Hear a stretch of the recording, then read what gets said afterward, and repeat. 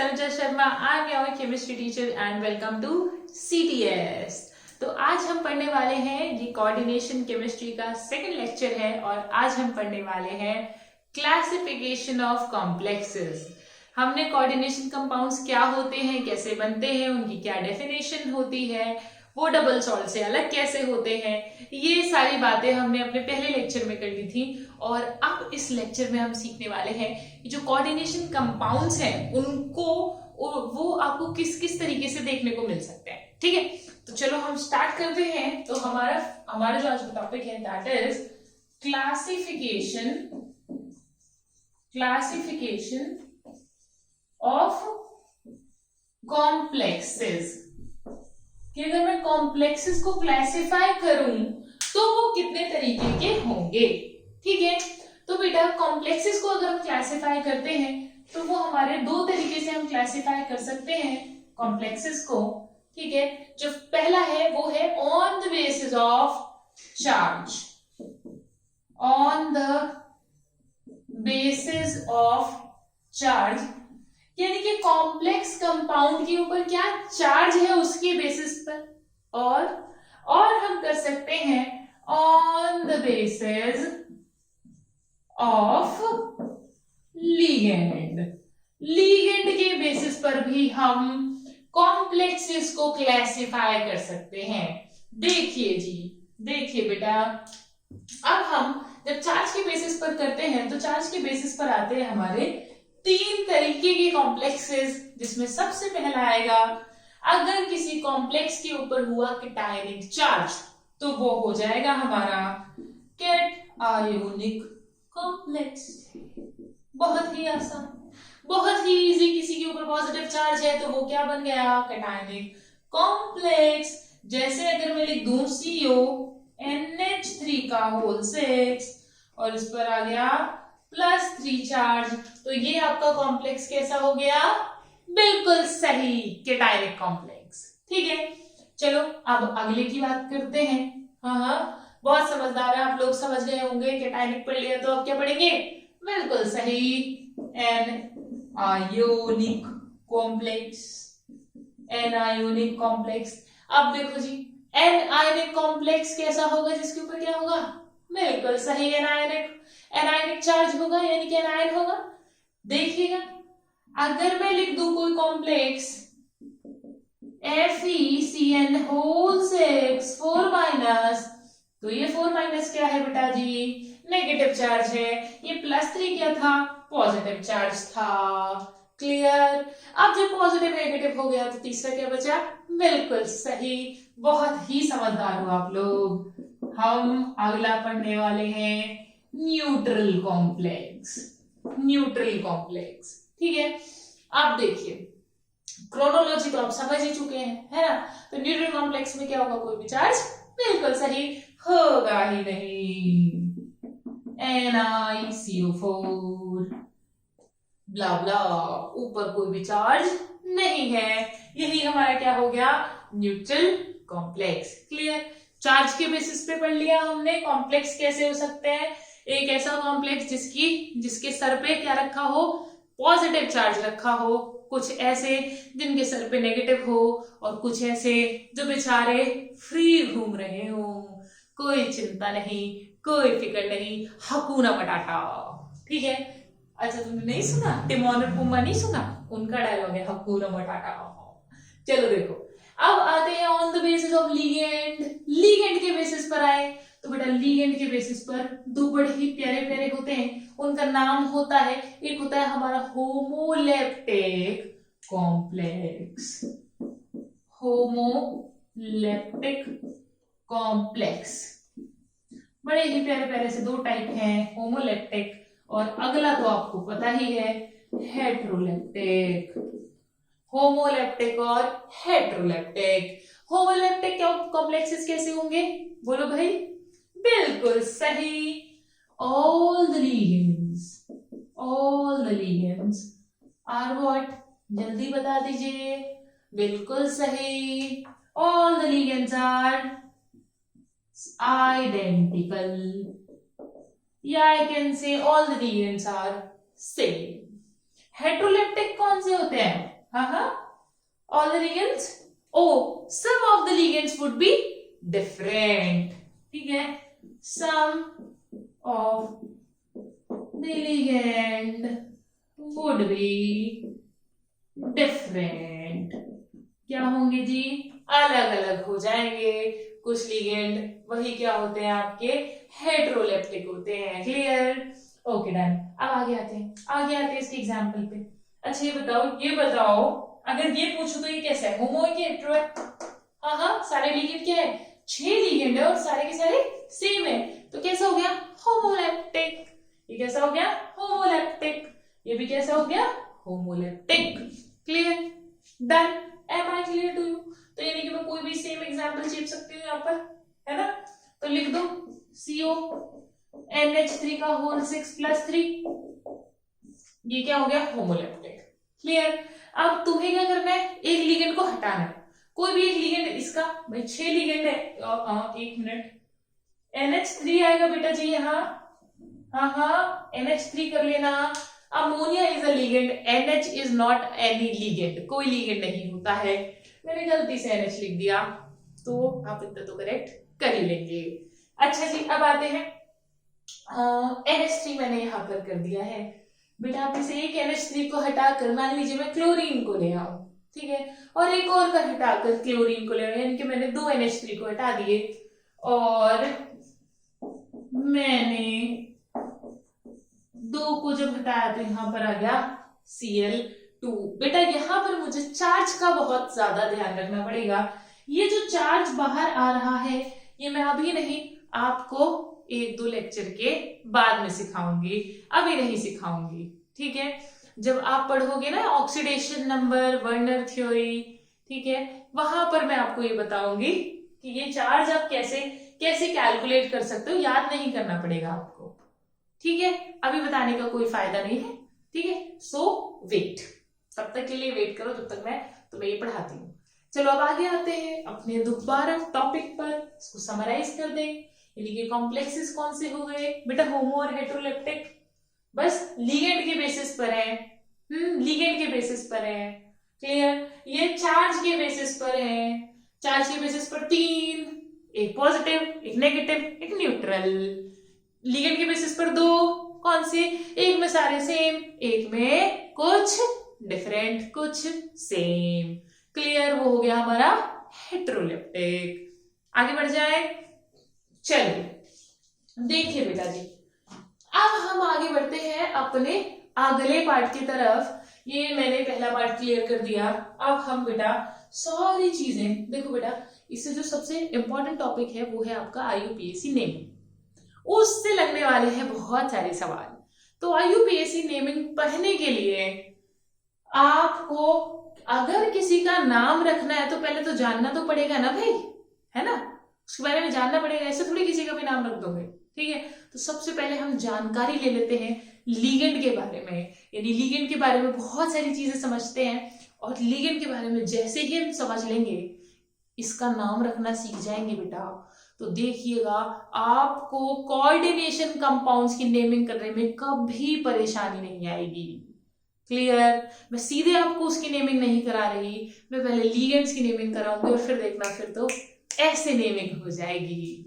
चलिए आगे बढ़ते हैं। तो अब आप हेडिंग डालेंगे क्लासिफिकेशन ऑफ लिगेंड। लिगेंड को आप कैसे कैसे क्लासिफाई कर सकते हो? देखिए बेटा, ये चैप्टर मैं आपको जितना इजीएस्ट वे पॉसिबल है उस तरीके से समझा रही हूं, तो प्लीज प्लीज प्लीज नोट्स जरूर बना लेना। अगर नोट्स नहीं बनाओगे कोई भी फायदा नहीं होगा, मेरी बात समझ रहे हो? कोई भी फायदा नहीं होने वाला। जितनी भी ट्रिक्स हैं, जितनी भी ट्रिक्स तुम अगर उसमें इंक्लूड करोगे नोट्स में, बिल्कुल कोई फायदा नहीं होगा। तो आपको क्या करना है, अपने खुद के नोट्स बनाने हैं, ठीक है? एटलीस्ट इसके इंपॉर्टेंट पॉइंट्स तो जरूर नोट करना, बहुत काम आएंगे। तो हम आगे आते हैं क्लासिफिकेशन ऑफ लिगेंड पर, ठीक है? लिगेंड के क्लासिफिकेशन की बात कर लेते हैं। लिगेंड कौन था भाई, याद करो, याद करो और जल्दी बताओ लिगेंड कौन था। हाँ हाँ, याद आया है, बिल्कुल याद आ रहा है।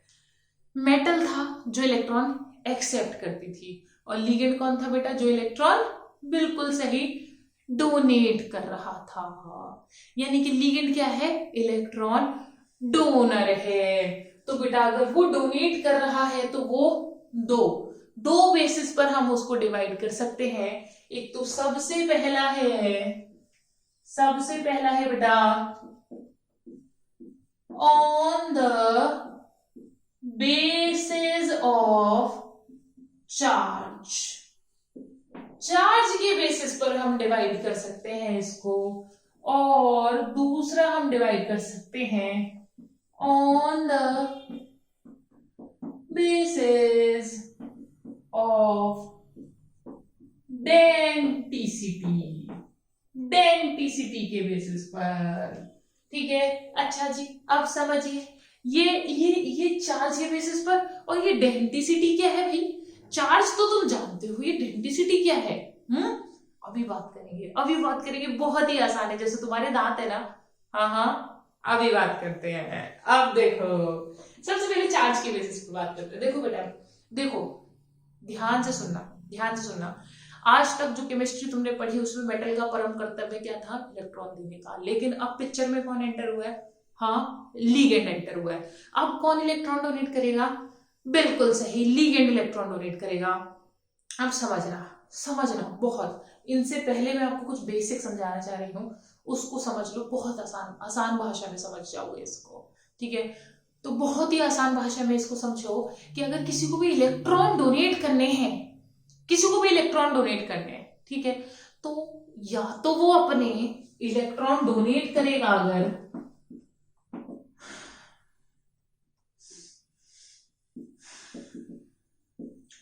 अगर वो इलेक्ट्रॉन डोनेट कर रहा है तो या तो वो अपने चार्ज से करेगा, यानी कि उस पर कोई नेगेटिव चार्ज हो उससे करेगा डोनेट, या फिर सोचो, या फिर वो अपने लोन पेयर से करेगा डोनेट।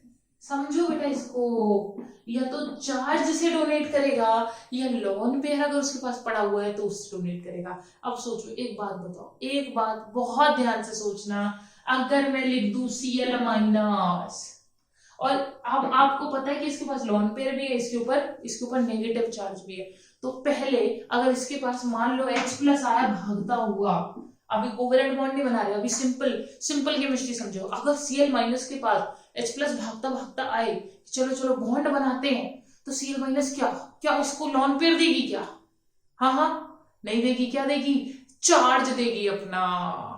क्लियर हो रही है मेरी बात थोड़ी सी, चार्ज देगी अपना, क्योंकि चार्ज देना आसान है, सर पे ही रखा है भाई, माथे पे रखा है या ऊपर रखा है चार्ज। लोन पेयर थोड़ा ऑर्बिटल में है, ठीक है, समझो मेरी बात। वो नेगेटिव चार्ज कैसे आया, एक्स्ट्रा इलेक्ट्रॉन।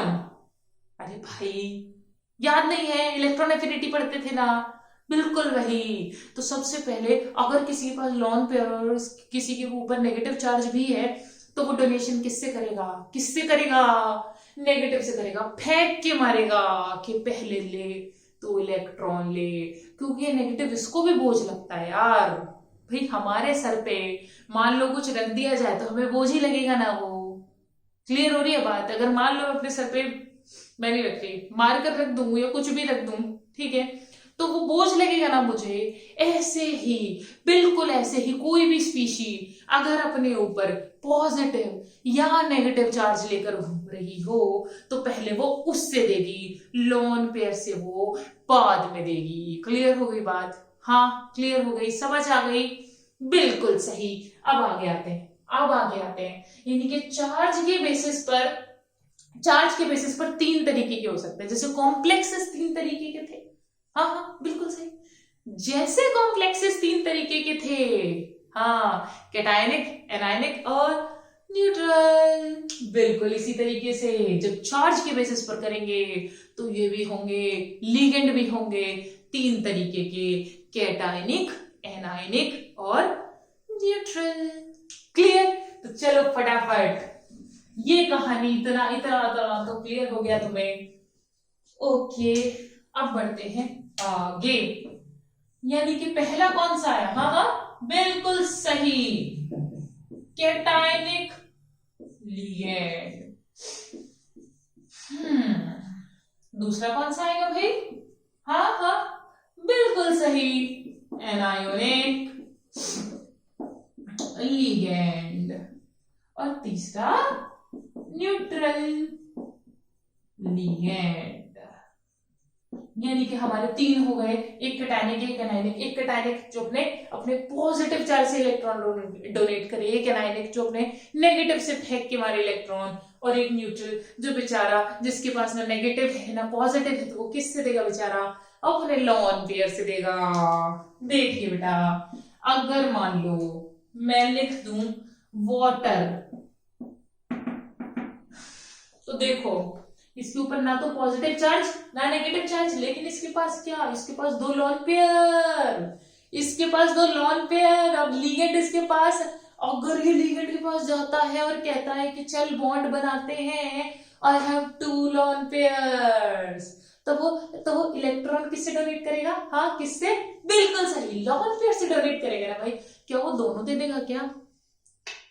दोनों नहीं देगा कभी भी, भले ही 4 लॉन पेयर क्यों ना पड़े हो, भले ही 3 लॉन पेयर क्यों ना पड़े हो। जैसे मैं लिख दूं, अगर मान लो मैंने Cl लिख दिया, ठीक है, अभी वैसे Cl न्यूट्रल लिगेंड होता नहीं है तो इसको लिखते नहीं है यहाँ पर, ठीक है, अमोनिया लिख लेते हैं, अमोनिया इज न्यूट्रल लिगेंड, ठीक है, अमोनिया के पास भी लॉन पेयर है, ठीक है।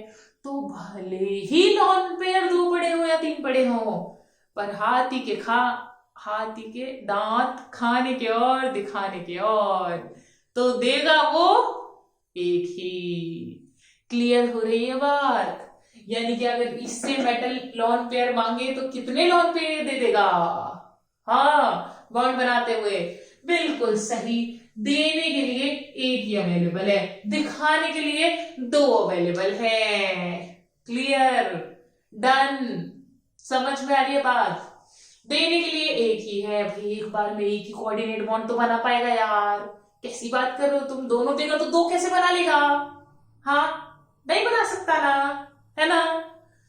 इसी तरीके से समझ जाइएगा, अगर 2 लॉन पेयर अवेलेबल है तो जरूरी नहीं ये एक ही एटम 2 लॉन पेयर, जरूरी क्या नहीं, देगा ही नहीं कभी। कितने देगा? हमेशा एक देगा, क्योंकि एक एटम से एक बार में एक ही कोऑर्डिनेट बॉन्ड बन सकता है। तो ये क्या हो गया हमारा? Neutral ligand. वाटर हो गया, अमोनिया हो गया, कार्बोनाइल हो गया, नाइट्रोसाइल हो गया, ये हमारे न्यूट्रल लिगेंड है। अभी बहुत सारे हैं बेटा, पूरा बनवाएंगे, अभी चिंता मत करिए, बहुत सारे हैं।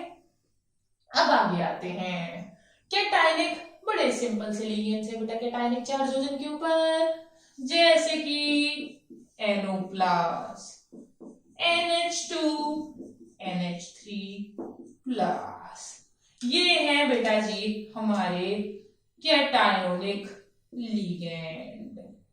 क्लियर हो रही है क्या आपको इतनी बात? अच्छा जी, अब आते हैं एनायनिक लिगेंड पर।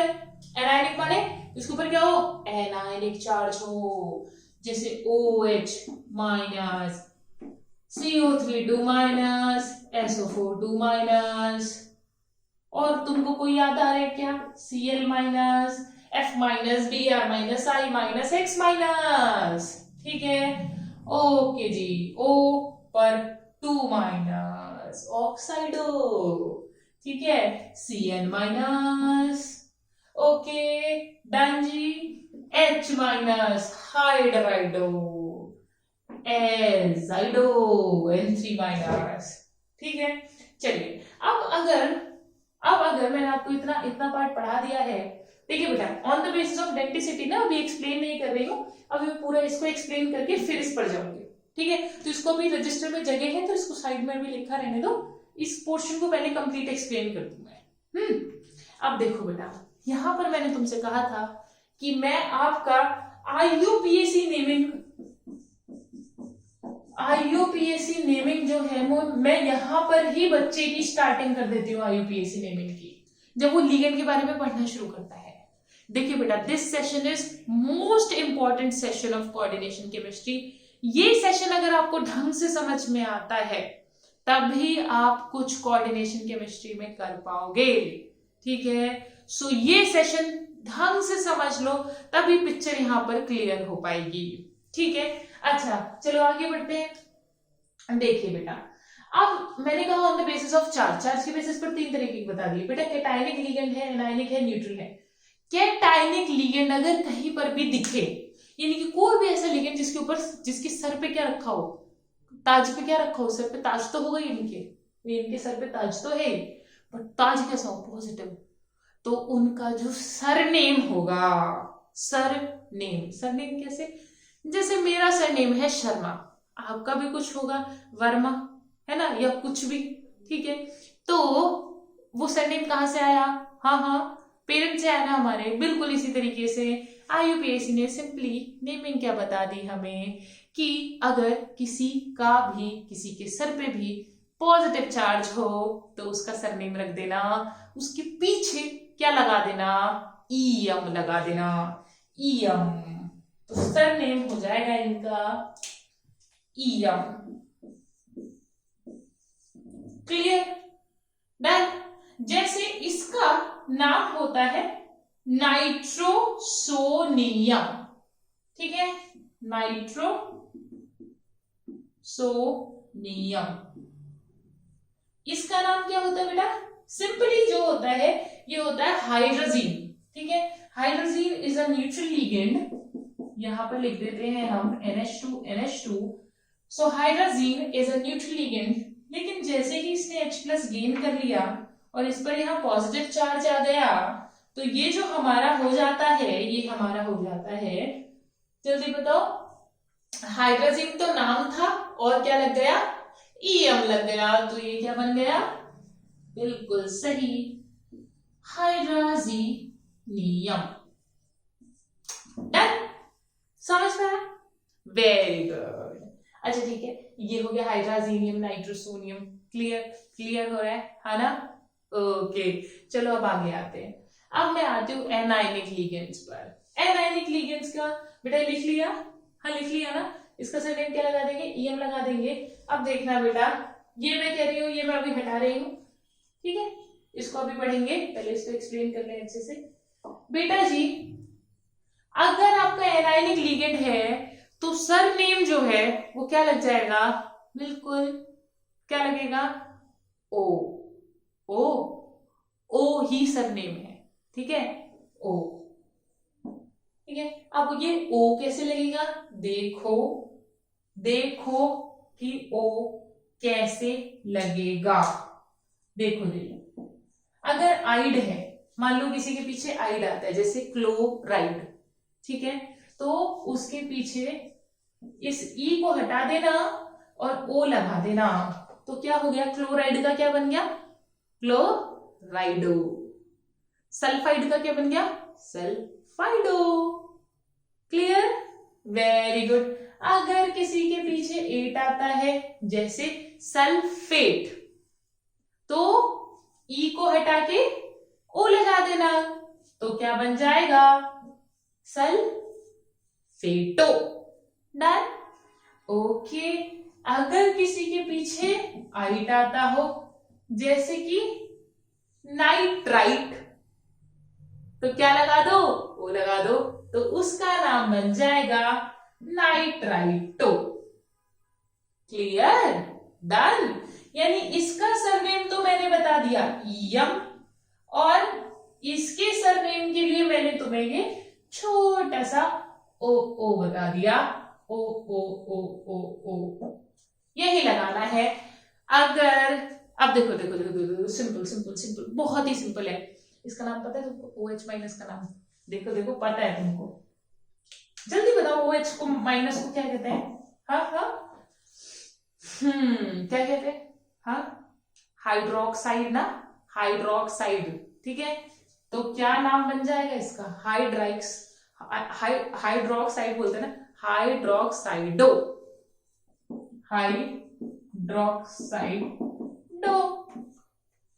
OH- का बन गया, सिंपल, ठीक है।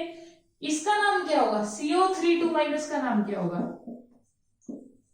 कार्बोनेटो, कार्बोनेट होता है ना, कार्बोनेट, एट एट आ गया ना पीछे, तो क्या बन गया, कार्बोनेटो। डन। अच्छा जी, आते हैं सल्फेट पर, SO4 माइनस पर। जल्दी बताओ। बिल्कुल सही, सल्फेट। तो क्या बन जाएगा, सल्फेटो, सल्फेटो। ओके, अब आते हैं Cl माइनस, अभी बताया था मैंने, हाँ, क्लोराइडो। क्यों भाई, क्लोराइड होता है ना, इसीलिए बेटा कई जगह आपको क्लोराइडो की जगह क्लोरो भी लिखा मिल सकता है, क्लोरो। दोनों ही सही हैं, लेकिन IUPAC ने बाद में इस क्लोरोफ्लोरोब्रोमो को चेंज करके इस वाले मेथड को लगा दिया था। तो मोस्ट प्रोबेबली मतलब 98% चांसेस है कि आपको ये मिलेगा, बट अगर कहीं ये भी मिलता है तो आप समझ जाइएगा कि IUPAC के पहले पुराने रूल्स के अकॉर्डिंग नेमिंग हुई है। ठीक है, तो चलिए अब आगे आते हैं। हाँ, इसका नाम क्या होगा, O2 माइनस का, हाँ, ऑक्साइड है ना, तो क्या बन जाएगा, बिल्कुल सही, ऑक्साइड। अब तो सिंपल है यार, सबके नाम लिख के बताऊं क्या, अब तो जो भी आएगा उसके पीछे क्या लगाना है, ओ ओ ओ। ठीक है, जैसे कि अगला है हमारा साइनो, हाँ, हाइड्राइडो, एजाइडो। लिख लेना बेटा, जितने तुम्हारे लिए इंपॉर्टेंट है वो सारे लिगेंड मैंने एक जगह लिख दिए हैं, जितने इंपॉर्टेंट हैं। बुक खोल कर देखोगे या मॉड्यूल्स खोल कर देखोगे अपने, जहां पर भी तुम पढ़ते हो, तुम्हें अथाह लिगेंड मिल जाएंगे, सागर मिल जाएगा लिगेंड्स का, लेकिन उसमें से करने कितने हैं, ठीक है, वो ज्यादा इंपॉर्टेंट है, वो ज्यादा जरूरी है। ओके, अच्छा, तो ये पार्ट हो गया, ये उसके पीछे EM लगा दो, इसके पीछे OO लगा दो, ठीक है, ये लिख लेना, it is kind of a trick बेटा, ठीक है, ताकि तुम्हें ये नाम याद करने आसान हो जाए। ठीक है, क्लियर, तुम्हें ये नाम याद करने आसान हो जाए, तुम्हें सिंपली ना ये रटना पड़े कि सल्फाइटो, इसका नाम सल्फेटो होता है। ठीक है, क्लियर, डन। चलिए अब आगे बढ़ते हैं, अब आते हैं हम अपने न्यूट्रल लिगेंड्स पर। ओके, अब हम आते हैं अपने न्यूट्रल लिगेंड्स पर। बेटा जो न्यूट्रल लिगेंड्स होंगे, इनका जो नाम है वो इस तरीके से नहीं है जैसे यहाँ था EM लगा दो, IO लगा दो, ऐसा कुछ नहीं है। ठीक है, इनके नाम जो है वो आपको थोड़े याद रखने पड़ेंगे, बट ऐसा नहीं है कि बिल्कुल ही डिफरेंट है। जैसे कि पानी, पानी क्या होता है, एक्वा, और इन्होंने क्या कर दिया इसको, एक्वा।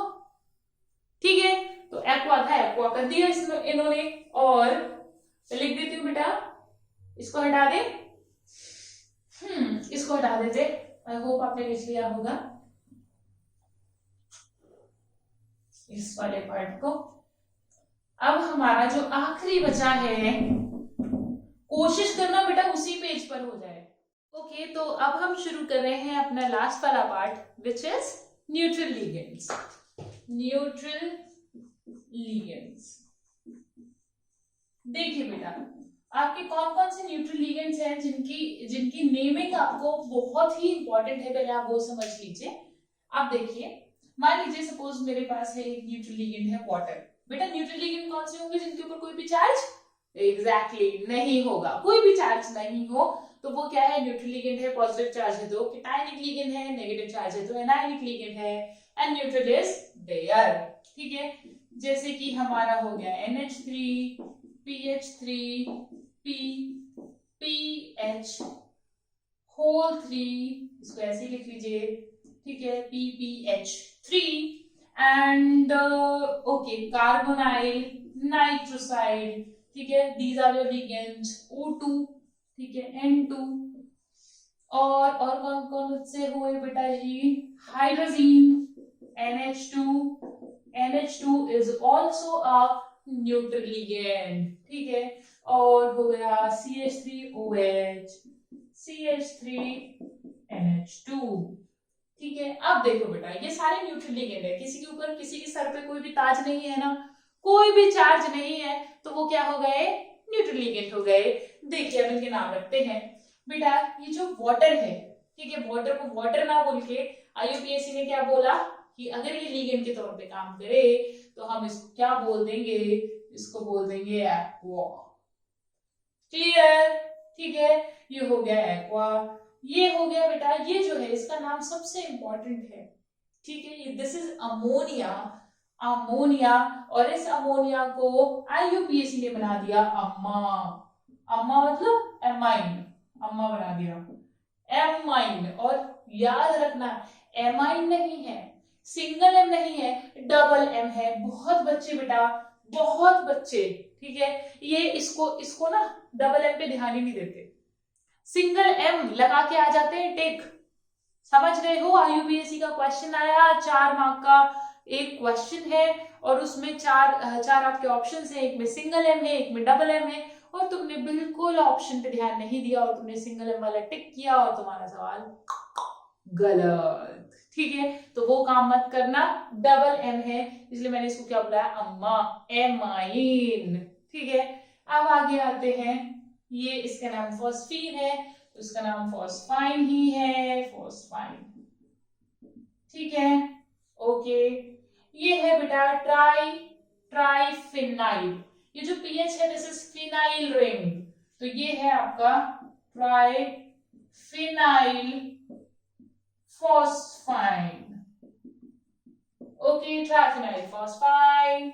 अब आ गए ये CO, जो सबसे ज्यादा यूज होंगे वो यही है बेटा आपके, ठीक है, हाँ ये सबसे ज्यादा यूज होंगे आपके।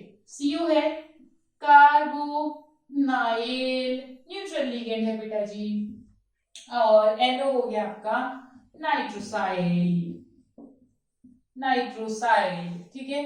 तभी ये नाइट्रोसोनियम और नाइट्रोसाइलियम भी बोल सकते हैं। अगर आपको NO प्लस कहीं नजर आता है बेटा, तो मैंने क्या सिखाया था आपको, नाइट्रोसोनियम सिखाया था ना, आप इसको नाइट्रोसाइलियम भी कर सकते हैं, ठीक है, नाइट्रोसाइलियम भी लिख सकते हैं। Clear, okay done. चलो अब आगे आते हैं, ये कौन है बेटा, O2, O2 इज ऑक्सीजन, और अगर ठीक तरीके से मेंशन किया जाए तो this is dioxygen, this is die nitrogen, यानी कि जो इनके नाम है बिल्कुल वैसे ही IUPAC ने इनके लिगेंड्स के कोऑर्डिनेशन में नाम रख दिए, ठीक है। अब आगे आते हैं, इसका नाम क्या था बेटा जी, हाइड्राजीन, हाइड्राजीन,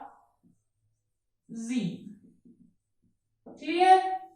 अच्छा जी, इसका नाम क्या है, हाँ बिल्कुल सही जा रहे हो, मिथाइल अल्कोहल, वही इसका नाम है, मिथाइल अल्कोहल, इसका नाम बिल्कुल सही सोचा, मिथाइल एमीन, एमाइन नहीं, ये तो एमाइन है, ठीक है, ये methyl amine, amine single M.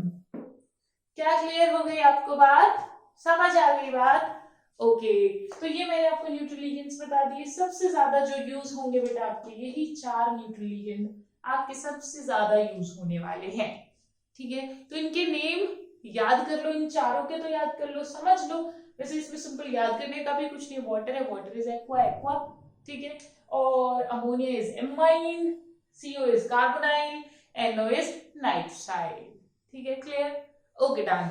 अब आगे बढ़ते हैं, हमने क्या पढ़ रहे हैं, हम क्लासिफिकेशन ऑफ लिगेंड पढ़ रहे हैं, 2 पढ़ लिए हैं, तीनों लिगेंड हमने पढ़ लिए हैं, कैटायनिक EM लगा दो, एनायनिक OO लगा दो, न्यूट्रल के नाम आपको करा दिए।